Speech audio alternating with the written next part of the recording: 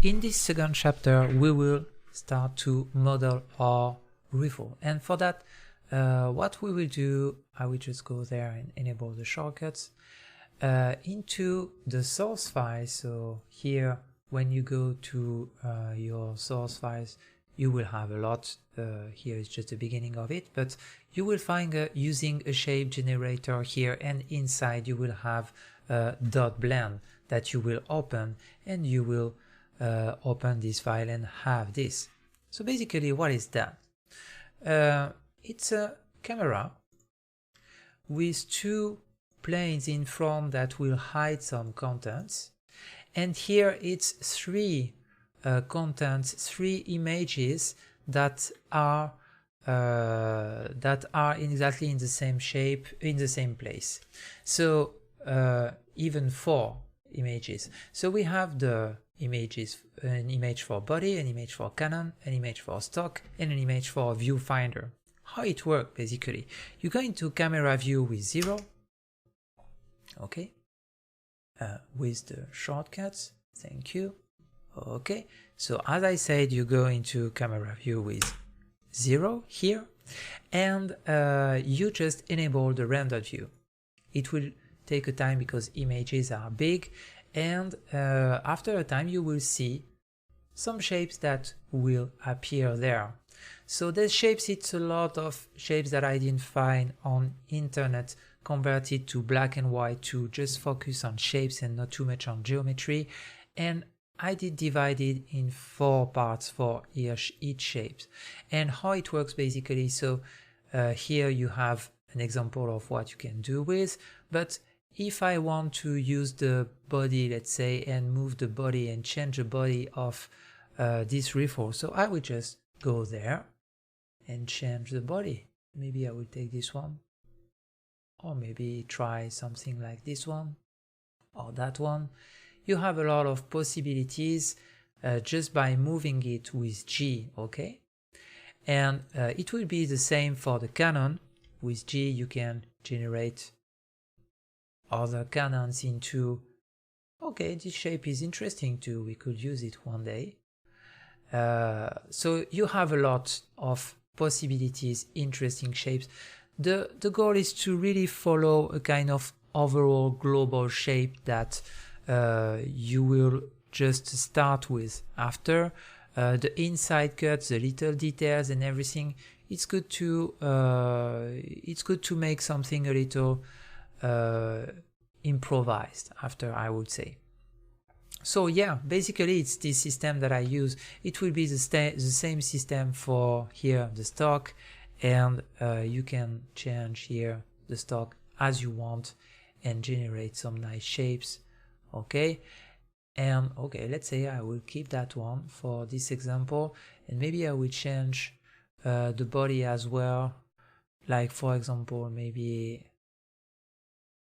take something like this. Okay, for the Canon I will change to, and okay, we'll have something like that. It's really for the example, we are agree on that. Maybe we'll not take that one. And after we have the viewfinder here. So for the viewfinder you just select the shape that you like, okay. Let's say it will be a simple one like this, something around there, good. And now, okay, we have our shape, we are happy with it. So how to generate everything? If you want to reframe it, like you select everything at once, okay, the 4 here, and you move it with G, okay, and it will be well framed in the center.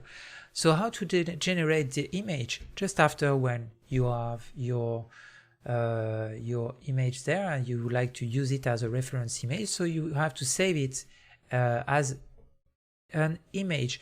In case you want to do that, you just go there and make F12, and F12 will make you another window, render it, and you just have to go to image, save as, and save it somewhere. It will be a PNG by default, okay.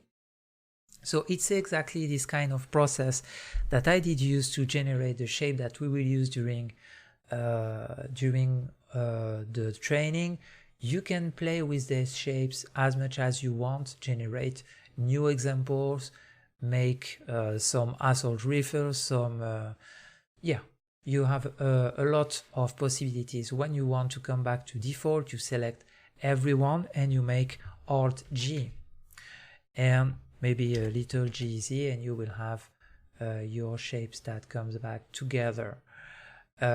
What can be good too, if you want to scale something, for example here the viewfinder, I found it really big, so I will go there, select the viewfinder and scale it down. Okay, and by scale it down it will move a little, it's normal, and when you have the right shape that you want, you will put it above there. Okay, good. And so this is for just concepting shapes and interesting shapes. What can happen too in some examples is that, and I will really make it like that with SZ. It's not the case there. Maybe with these models here it will happen more. So I will select everyone and move it over there. Okay. So maybe something like that. Something that are close to each other. Yeah, okay, this one is good. So here it's a good example of sometimes the other model will appear into the other, and that's why I did put these two planes that are in front of the camera that you can select as well. Okay, and with SZ you will just manage here there's two planes. Okay, so I come back to render view with SZ, you can just manage the shape of it, and like that it will not disturb your render. Okay, so that's it for using here a shape generator. As you can see, it's quite easy, it's quite it's not that complicated, and you can sometimes have really interesting shapes to work with. So in case you are a good drawer, don't hesitate to draw yourself your own. I mean, it's me, I'm not really a good drawer, I cannot tell that. I can draw a little, but yeah, I cannot teach that. But for sure, if you are a good drawer, don't hesitate to make your own concept and to generate just simple shapes in the beginning, because after we'll do the rest in 3D. And so when everything is rendered, for the one that we will use this one, this sniper rifle that did work good. I mean, I did make a few during my experimentations, and yeah, it went with these shapes that you can see here.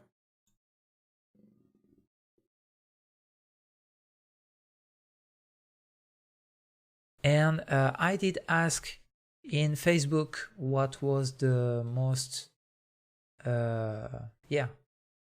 the most achieved one, let's say, and the most popular was that one. So definitely we will use this one. So if I follow everything there to make this shape, it was with this body around there. So I will just make an SZ. Okay, I will select here my body, move it, select a good body. Here I will select the cannon and move it as well, select a good cannon. Here maybe it was for the viewfinder, for the stock I'm not totally sure, maybe it was that one or that one. What it was? Yeah, it was that one. Okay, maybe scale it down a little.